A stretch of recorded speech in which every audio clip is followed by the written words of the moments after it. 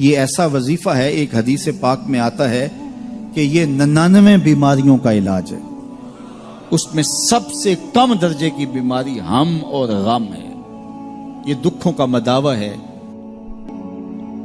ارشاد فرمایا جو اللہ سے ڈرے اللہ اس کے لیے راستے کھول دیتا ہے، اور اللہ اس کو وہاں سے دیتا ہے جہاں سے اسے گمان بھی نہیں ہوتا۔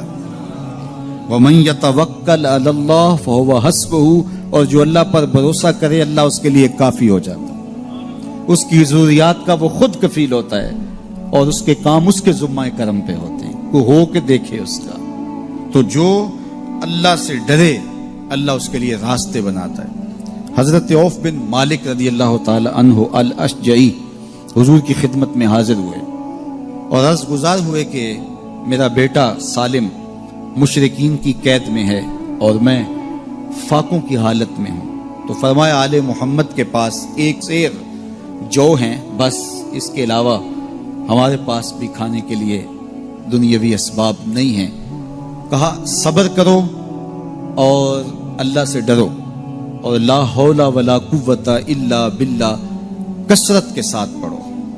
یہ ایسا وظیفہ ہے، ایک حدیث پاک میں آتا ہے کہ یہ 99 بیماریوں کا علاج ہے، اس میں سب سے کم درجے کی بیماری ہم اور غم ہے، یہ دکھوں کا مداوع ہے، مشکلات کا علاج ہے، اور یہ وظیفہ میرے حضور نے بتایا۔ حضرت ابو ذر غفاری رضی اللہ تعالیٰ عنہ کو حضور نے 5 چیزیں بتائی تھی، ان میں سے 5ویں چیز یہ تھی کہ ابو ذر کثرت کے ساتھ لا حول ولا قوت الا باللہ پڑھا کرو۔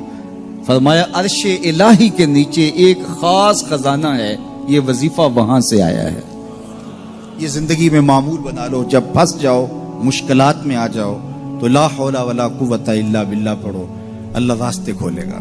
تو حضور نے 3 چیزیں فرمائی، اللہ سے ڈرو، صبر کرو، اور کثرت کے ساتھ لا حول ولا قوت الا باللہ پڑھو۔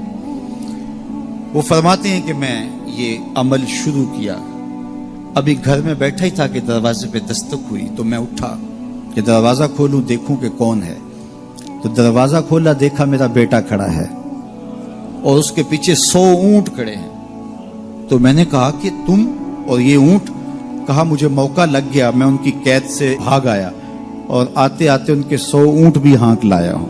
وَيَرْزُقْهُ مِنْ حَيْثُ لَا يَحْتَسِبُ، وہ تمہیں وہاں سے رزق دے گا جہاں سے تمہیں گمان بھی نہیں، اس کے ہو کے تو دیکھو۔ اللہ اکبر، اللہ کے ہو جاؤ تو پھر وہ تمہاری ضرورتوں کا کفیل ہو جائے گا۔ فرمایا حضرت عبداللہ ابن مسعود رضی اللہ تعالیٰ عنہ نے کہ کسی شخص کو فقر و فاقہ آ جائے تو وہ لوگوں کو بتائے کہ میں آج کل بڑے مشکل حالات میں ہوں، ہر وقت لوگوں کو بتاتا رہے تو اس کی مشکل بڑھے گی، اس کی مشکلیں آسان نہیں ہوں گی اس طرح۔ اور اگر وہ اپنی اس مشکل کو کسی سے شیئر نہ کرے بلکہ مصلی بچھا کے اپنے رب سے کہے کہ مالک فقر و فاقہ آ گیا ہے اور اس کا علاج تیرے پاس ہے، اس مرض کا مداوع تیرے پاس ہے۔ تو حضرت عبداللہ ابن مسعود فرماتے ہیں کہ رسول کریم نے فرمایا جلد یا بدیر اللہ اس کو مالا مال فرما دے گا۔ یہ بھی کبھی کر کے دیکھو، مشکل آ جائے، فاقہ آ جائے، مصیبت آ جائے، کسی سے نہ کہو، صرف اپنے رب سے کہو، پھر دیکھنا اس کی کرم نوازیوں کا می کیسے برستا ہے۔ فرمایا اللہ پر بھروسہ کرنے کا جو حق ہے اگر وہ تم ادا کر دو، وہ تمہیں ایسے رزق عطا کرے جیسے پرندوں کو عطا کرتے۔ ہم تو دکان پہ جانا ہوتا ہے، فیکٹری میں جانا ہوتا ہے، ہم اپنے کاروبار پہ جانا ہوتا ہے، نوکری پہ جانا ہوتا ہے، مزدوری پہ جانا ہوتا ہے، ہمیں پتہ ہے کہاں آج صبح جانا ہے، لیکن پرندوں کو کوئی پتہ نہیں ہوتا کہاں جانا ہے، راس المال بھی نہیں ہوتا، لیکن صبح نکلتے ہیں، شام کو کبھی بھی خالی پیٹ نہیں آئے۔